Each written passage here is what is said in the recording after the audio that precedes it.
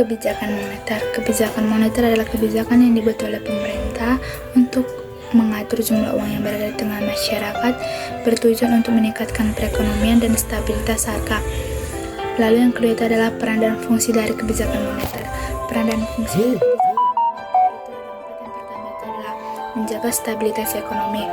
Yang dimaksud dari menjaga stabilitas ekonomi itu jumlah uang yang berada di tengah masyarakat itu sebanding dengan jumlah barang dan jasa di masyarakat. Kemudian yang kedua itu adalah menjaga stabilitas harga. Harga itu ada kalanya naik dan turun yang mempengaruhi stabilitas ekonomi. Jika harga itu naik terus-menerus, itu akan menciptakan inflasi dalam masyarakat. Kemudian yang ketiga itu adalah meningkatkan kesempatan kerja.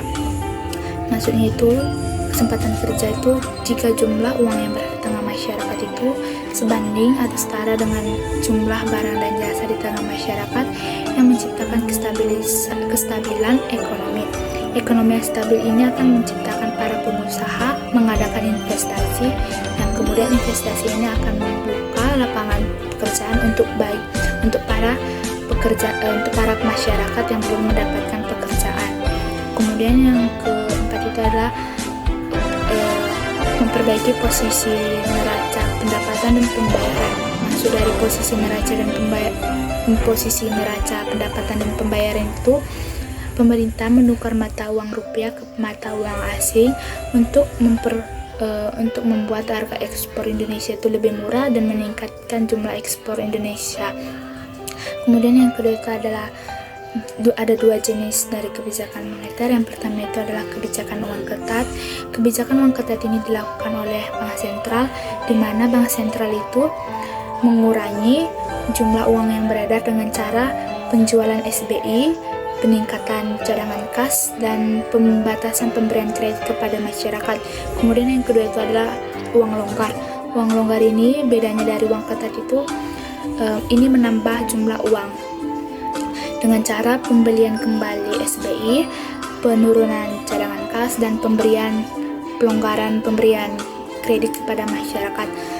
Lalu yang ketiga itu adalah instrumen-instrumen kebijakan moneter. Yang pertama itu adalah kebijakan operasi pasar terbuka.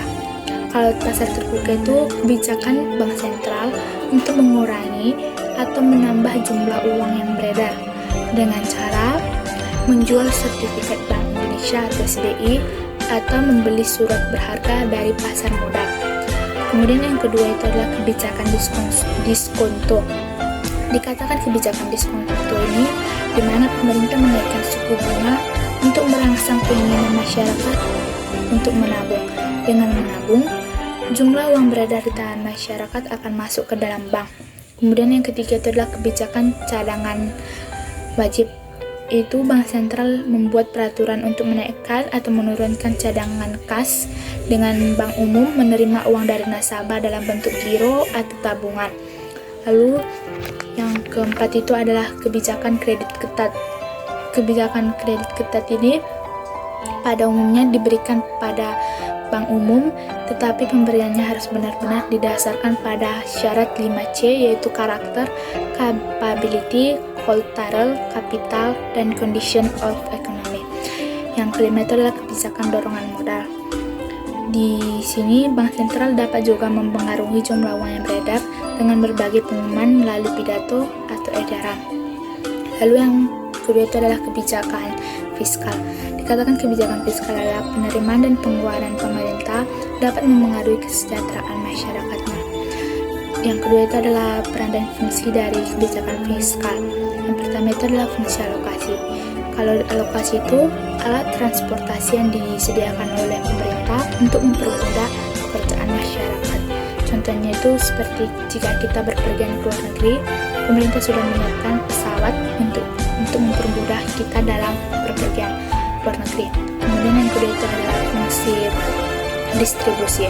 Kalau distribusi ini adalah penyaluran dana dari pemerintah kepada masyarakat dalam bentuk subsidi. Contohnya itu seperti pemerintah memberi subsidi kepada masyarakat untuk membangun atau memperbaiki jalan yang rusak di tengah masyarakat. Kemudian yang ketiga itu adalah fungsi stabilisasi. fungsi stabilisasi itu masyarakat mengatur pendapatan dan pengeluaran negara. Kemudian yang keempat itu adalah fungsi pembangunan. Kalau dikatakan fungsi pembangunan ini, pemerintah membuat bangunan yang menuju pertumbuhan ekonomi. Contohnya itu pembangunan jalan tol. Kalau pemerintah membangun jalan tol, otomatis masyarakat lebih mudah kemanapun, lebih cepat dan lebih aman. Lalu yang kedua itu adalah instrumen-instrumen dari kebijakan fiskal. Instrumennya itu ada dua. Yang pertama itu anggaran perpajakan. Kalau anggaran perpajakan ini iuran wajib masyarakat kepada pemerintah seperti pajak kendaraan, pajak pembangunan, dan pajak lainnya. Kemudian yang kedua itu adalah instrumen anggaran politik. Kalau instrumen anggaran politik ini perbandingan penerimaan dan pengeluaran negara itu sebanding. Contohnya itu pendapatan negara dari ekspor dan impor itu sebanding dengan pengeluaran negara dalam satu tahun itu. Kemudian anggaran tak terimbang ini ada tiga jenisnya. Yang pertama itu anggaran defisit. Kalau anggaran defisit itu pengeluaran lebih besar daripada penerimaan. Kalau yang jenis kedua itu adalah anggaran surplus. Itu penerimaan lebih besar daripada pengeluaran. Lalu jenis yang ketiga itu adalah anggaran seimbang, di mana penerimaan dan pengeluaran itu sebanding atau seimbang. Sekian dari saya, terima kasih.